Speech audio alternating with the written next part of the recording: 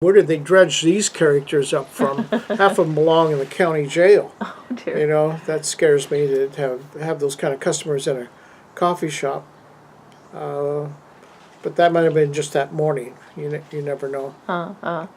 Has the population, have you noticed a big population change in the area since you You first? can't change. There can't be any development. There's no land I left see. to develop. And what's developed is, the only thing that's developed is up on the hills above Cal State, $1 million homes. That's developed, but that's a small population of people. I see. We don't have any land to put in suburban homes. That's all happening. Just drive 20 minutes from here. Just go out Crow Canyon and take a look backside of Danville all the way to Livermore. All the rolling hills now, these millions of homes, not millions, tens of thousands of homes are being developed off of, just go look, you'll be in shock. All brand new. I don't know who the people are. I don't know how they can afford it. All I know is it must be a lot of husband and wives with $3,000 a month for rent payments, struggling to be middle class, working hard. Yeah. That dream is hard to do today, Yeah. you know, but the middle class is shrinking, as they say. Yeah. Yeah. And there's no lower class. I don't want to say low condos or zero lot lines or whatever. Not many of them are being built because developers. Why are they going to mess with Hayward when they can just go out here and get good land, and you got development that can happen because of the county and the cities out there are pro-development, where downtown Hayward has been very slow and methodical on its development, and so not many developers come here. Though you're going to get a fight from the city hall, or I don't want to say city, from planning department on everything. You're going to have a real struggle. And fire department also. You know, the fire department's going to say, oh, you have to have the road. When I opened my brewery, I had a steel door. I bought a used steel door for the brew house, and the fire department came along and made me take the door down. It didn't have the NSA sticker fire, so I had to put in a wooden door. So when you meet those kind of rules, I took it down. I didn't complain. But I'm saying there's rules, regulations, and you cannot go you have to know what the rules are, and I promise you there's some architectural development firms out there that have the manpower and the money to put up a sign that says exit the next 2 miles is so-and-so, and those things will happen, but they're not going to happen here, or San Leandro either. I mean, we're probably the cheapest area to live in the whole Bay Area is Hayward, San Leandro, because once you start going south to Union City, the prices start climbing. Yeah. Very, very quickly as you head down towards San Jose. Has it always been less expensive to live here than other areas in the Bay Area? Inexpensive, yes, it's always been. Yeah. Yeah. And does that speak to the diversity in the area? The diversity of I people? think, yeah, the rent's cheaper, Yeah. so people come here. Yeah. You know. Yeah. And you got two freeways. You got 580 and 680, so you know access to two crossroads. So if you want to work in Oakland, boom, you can be in Oakland in half an hour, or you can be out to Livermore in half an hour, or San Jose in 40 minutes easily. So it's a good crossroads. But again, there's not land available for example, it would not be possible for somebody to build a new shopping mall and to be able to find 100 acres of land where they could put in a parking lot and a big mall of some kind. That's just simply not going to happen. And so when you go to Southland, as soon as you go over the top on Winton, as soon as you come over the top of the hill, the feed off the freeway feeds into your lane, and then the first traffic light you have to turn left. So immediately, within the next week, will be cones in the middle of the road, making all the traffic go not the way they want to go down to the next traffic light, which isn't timed right, or they have to go right and go down, make an illegal turn, or go to the second traffic light, turn left and go completely around and come in from the back of the mall. Well, someone hasn't figured that one out yet, because you probably can't, because of the state of California and that exit off the freeway, you can't make a new exit to go to the Southland Mall that doesn't cross Winton, to make a flyover or underneath to bring the traffic into the parking for the mall. So you have intrinsic problems that they never thought of in 1952. Where now when I go out to Southland, what's the name of the mall in Pleasanton? When I go to the mall in Pleasanton, when I pull off the freeway, I have four entranceways all on the road to get into the parking lot to go to Macy's. You know, the city engineers knew somebody wants to go to Penny's here, Macy's there, Nordstrom's, whatever, or the restaurants down there, valet parking if you want it, TJ Maxx, TJ Jan, those places right now. I promise you, we went out to Pleasanton right now, the parking lot would be packed. The restaurants are all full, you know, and people are out because the weather's nice out shopping. Yeah, yeah. Is this a good area, Hayward area, a good place for families now? That I don't know. I assume it is. What do you mean by no? The schools are not the best in the world. Come on. Okay. It takes money to have a good school system, and I'm sure again Prop 13 because there's so many older homes that are exempt and not paying full taxes. The school is not properly funded, and the schools again are old. I mean, you take a school that's 50 years ago built. Now the water pipes have lead in them. You're not set up for the internet. You don't have parking for students. Have more cars than the teachers. But if you go out to San Ramon or Walnut Creek, I mean, they've got a school that was built 10 years ago, and the schools are modern and they have a better tax base. But this city does not have the proper tax base because it's a poor city to really pour the money into the schools. So it's a real problem. You're not integrating as well as you could. But I think our problem is the same everywhere in America, any city you go to. Yeah. I went last year, I drove across America. I've done it I've driven 5 times. I hate to tell you this, America's booming. Everywhere I go, there's freeways being built. I see the cranes, buildings are being, malls, everything. The country's undergoing a major renaissance and growth. And then when people say America's not doing too well, sorry, just get in your car and drive around and look. And I just mentioned Dublin. Go out to Dublin and look at the number of cranes up in the air, building 4- and 5-story buildings. Walnut Creek, go to Walnut Creek, one of the nicest cities in America, period. Yeah. I love Walnut. You go up there for Christmas time, the city is decorated and it looks really great, you know. That's what you want to do. You want to go to a place where you can walk around, park your car and walk to a restaurant or a bookstore and go shopping, whatever. You want to be in a nice environment. You had businesses, Bison Brewery in Berkeley, and then I think also in Fremont. I had the Brew Pub Green in Fremont, and I sold that one, and the Bison, I had to get out of that one because of political reasons, and neither one of them went on to do much. You know, the other one, Fremont got torn down to become a mall, a housing development, and Berkeley went on to be some kind of ethnic restaurant today. Yeah, where compared to Buffalo Bills and Hayward, was it easier or harder to work with the local government? Or there, I don't recall. Okay. Both of them were sort of struggle. You know, you got to. I maintain also in business. I had the vision. I could raise the money. I could find the location, but sometimes in business you need luck, and luck didn't come my way. And I just look at it. That's the way it goes. You know, you lose it. Yeah, yeah. And I've lost some businesses and had lawsuits like anybody else, and I had a lot of.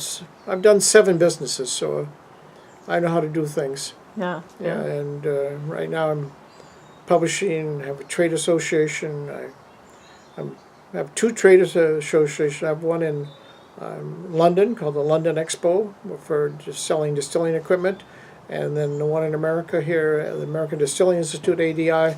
Will be in Portland, and we'll draw about 2,000 people to that one.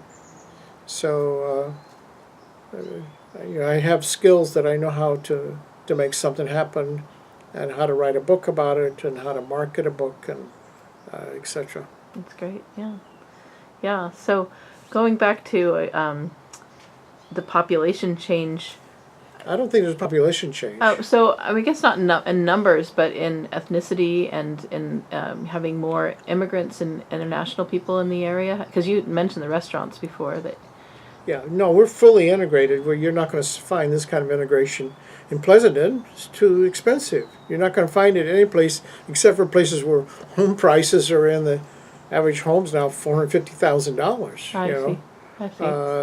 you know, people with just working class people can live here.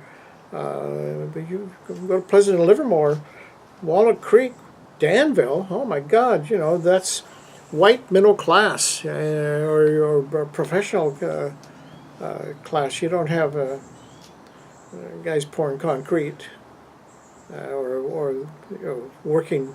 Blue collar and Blue working collar class. doesn't exist anymore. It's now service industries. Uh-huh. You know, from AT&T on down the line. Huh. You mentioned earlier Proposition 13. Did you notice a big change after that? I wasn't here then.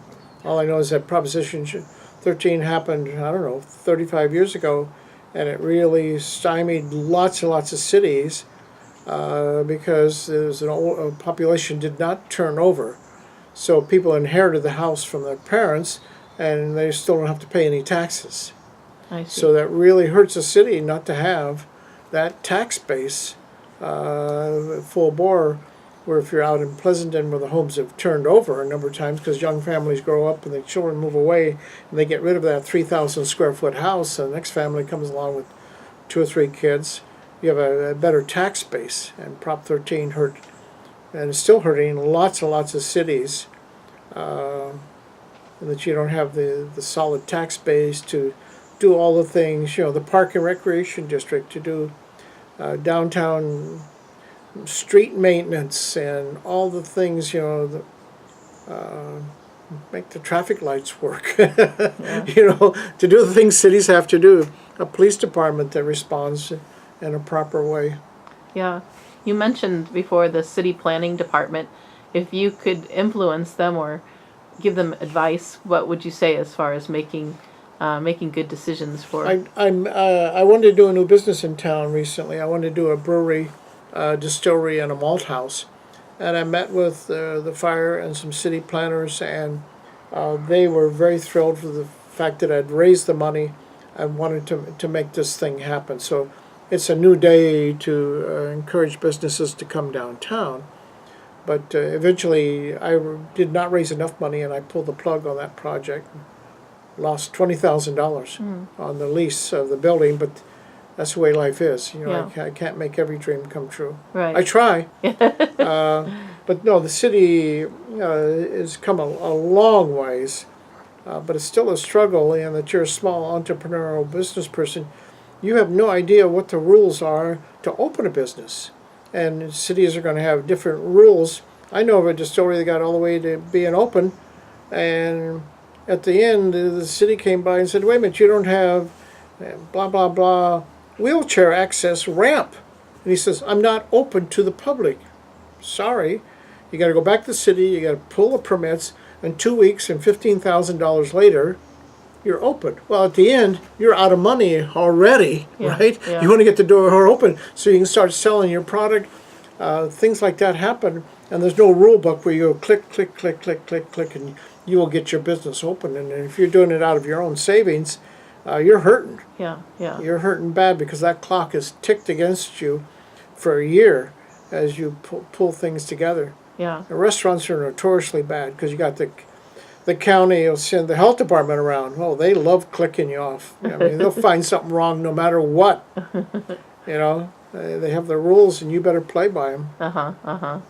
So the rules aren't very clear when you're starting No, the out. rules are clear. Oh. Who can read them? Yeah. I mean, I don't have time. You're opening a business. Who has time? Yeah. It's complicated. Yeah. You know, it's not easy. I'm telling you, open a small business, and a lot of small businesses that open are bad ideas anyhow. You know, I mean, you're opening up a business selling rocks. You know, you probably got a rock polisher, and now you're going to sell rocks and. Yeah, okay, the rent's only $800 a month. You're going to sell $800 worth of rocks? No. There's a lot of stupid business ideas out there. And a lot of people buy stupid franchises.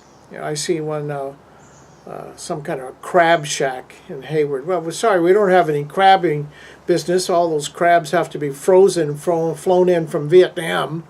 You know, I ain't going there. I'm not eating that. I don't eat bottom feeders. But I mean, for that person to buy that franchise that does all those rules I'm telling you about, then they can rent that building because it's, quote, in a good location, and they open the door and they have limited marketing because there's no local newspaper, and the only thing you got is Yelp, and you get one bad review on Yelp and it's over for you. It's a real, there goes your family, there goes grandma's money you inherited, and your wife and your kids are pissed off now. That happened. I made that up. Yeah, but I hear you. Yeah, That happens that to people. happens. Yeah. Do you have some businesses in the area that you have noticed have succeeded in this environment that you're proud of? The new bookstore is fantastic. Yeah. Books on B, she just opened up, and the booksellers are going to fly her out to Memphis and put her up in a hotel, and her place is probably the most beautiful store on all of B Street. Just how she painted it and the decor, and Renee has done a great job to open up this little tiny bookstore. And Great. but again, to her right is two empty buildings. Yeah. You know, the old bank I'm talking about, and another guy who wants to have a restaurant come in there. I don't see that happening. You know, again, to get connected up, to put in wheelchair access bathrooms and connect it to city sewer systems. Oh my God! Yeah, I don't know, $20,000 more. Wow. I'm sure to the city. These things are. You got to have money to make a business happen. Right. Any other ideas about business or changes in Hayward that you've seen, 70s, 80s, 90s? I just would like. Well, again, they've changed the traffic flow 2 years ago. I think makes the traffic move much faster and diverts a lot of traffic off the downtown. The bringing the movie theater as a tenant across from Buffalo Bill's Brewery, and now 4 or 5 little businesses that are all youth orientated. There's nobody my age walking on the streets. It's all kids and adults out to go to the movies or go to one of the numerous little restaurants around there, and to get out of their house and go someplace without having to drive. Where would you, if you lived in Hayward, where would you drive to? There's nothing in San Leandro.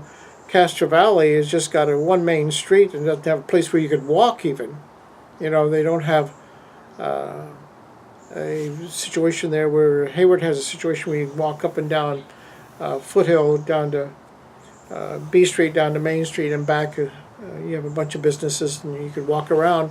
Where Castro Valley, that's not possible. It's got a couple of malls here and there. It doesn't have a heart. It's spread out. In a lot of cities like that, the city doesn't have a heart. Hayward has a keystone right downtown at B and Foothill, where the movie theater is. So that was a very good decision, and they built a parking lot right behind it. So it's keeping business local and gives people something to do local and spend your money local. Yeah. Rather than driving out to Pleasanton to go to a movie. Why? Yeah. Why drive 30 miles to go to a movie, or 10 miles? Yeah. Or Union City, 10 miles, and heavy traffic and all the other stuff. Drive for from here downtown's 12 minutes. Wow. Yeah. Well, great. Anything else you want to talk about? Not right now. I'm tired. Okay. Thank you very much. Yeah.